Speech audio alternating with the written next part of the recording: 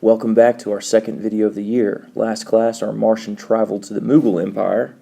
Today, he has arrived in China and he has a special meeting with the Emperor in Beijing's Forbidden City. His quest is once again to find the most powerful civilization on Earth in 1688. China in 1688 was the world's most populous empire, over 160 million people. It was also old. By 1688, the empire had been in existence for nearly 2,000 years. Unlike our new friends in the Mughal Empire, many 17th century Chinese had a clear sense of being Chinese. The emperor that our alien is about to meet was known as the Qing Emperor, and he ruled from 1662 to 1722. His father did most of the dirty work of conquest, and he ordered the slaughter of anti-Qing rebels. Kang Ji, on the other hand, viewed himself as a philosopher emperor. He wrote poems for fun, built libraries across the empire, and paid for the education of millions of Chinese. What was Kang Ji's philosophy? He was above all Confucian. Confucius lived 2,000 years before Kang Ji, and he emphasized harmony more than anything else. When Confucius talked about harmony, what he meant was order, stability, and peace.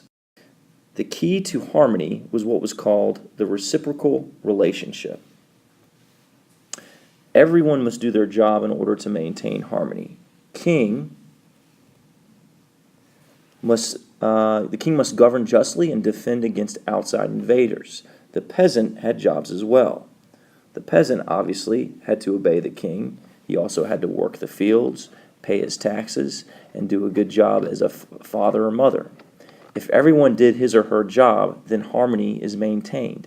However, if the king is corrupt and steals from the peasants, then harmony breaks down because the peasants may revolt. Likewise, if the peasant refused to pay taxes, harmony once again breaks down. This reciprocal relationship extended to every aspect of society: general soldier, father-son, teacher-student. Each human interaction had someone in charge and another subordinate, and another person subordinate, and everyone had their job to do. Above all, a peasant can never aspire to be anything other than a peasant.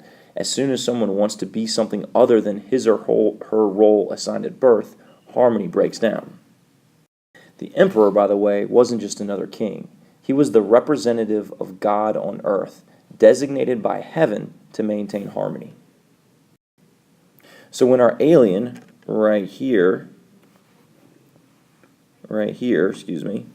walks into the Forbidden City, he's not just walking into the largest palace on earth, nor is it just the seat of the largest government on earth.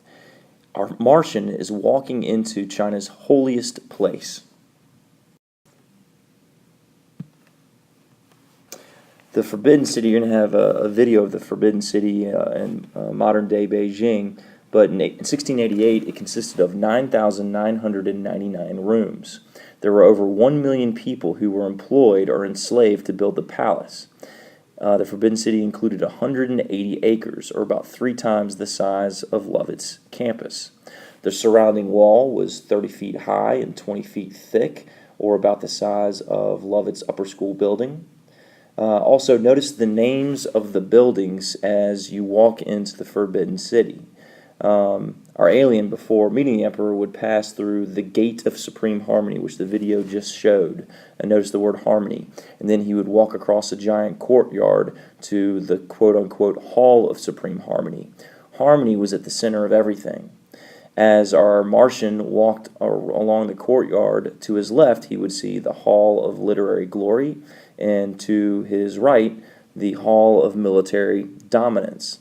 The emperor is sending a clear message by naming the various buildings, these names. He's explaining to the world that this is the center of both intellectual and military power. Finally, our alien would reach the steps, and there's the Hall of Supreme Harmony right there, would reach the steps of the Hall of Supreme Harmony. He and everyone else was required to walk in absolute silence once inside the Forbidden City. As our alien approaches the emperor, he is also required to perform a series of kowtows in which people lie down fully on the ground to show subordinates. The emperor sat on a throne inside the Hall of Supreme Harmony, underneath a sign that read, "The Emperor shall create the ultimate rules." From this seat, most of the work of the empire took place.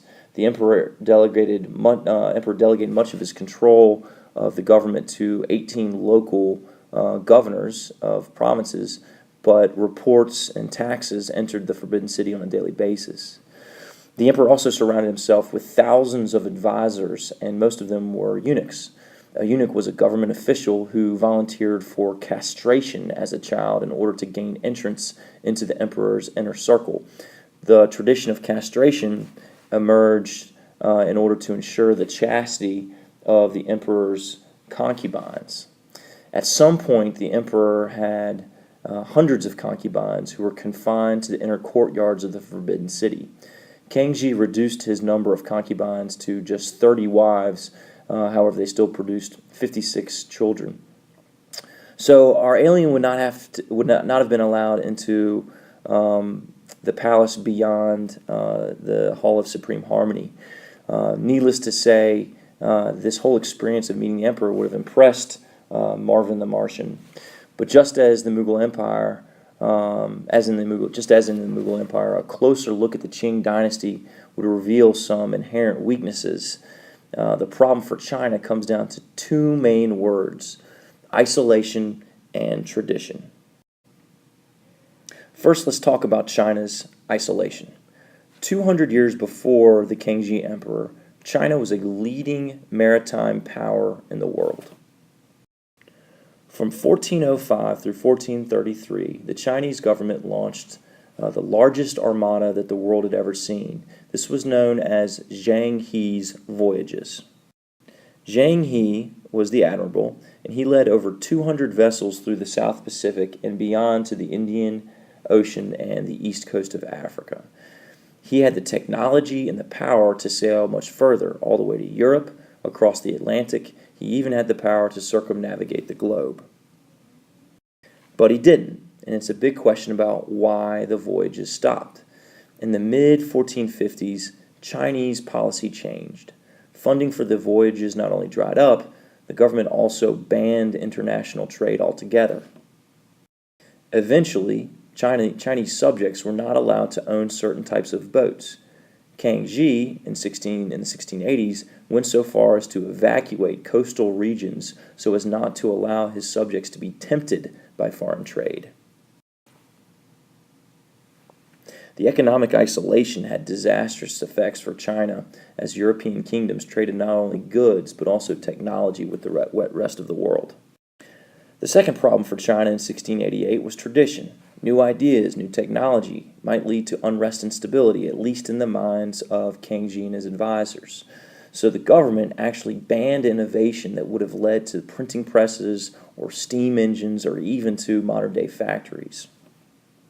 This emphasis in tradition has its roots in Confucian philosophy. Confucius openly discouraged economic growth. Again, economic growth might lead to instability and a breakdown in harmony. So our alien would be left with the impression of China as a gigantic, rich, and powerful empire. But once again, under closer examination, China had flaws. It was above all stagnant.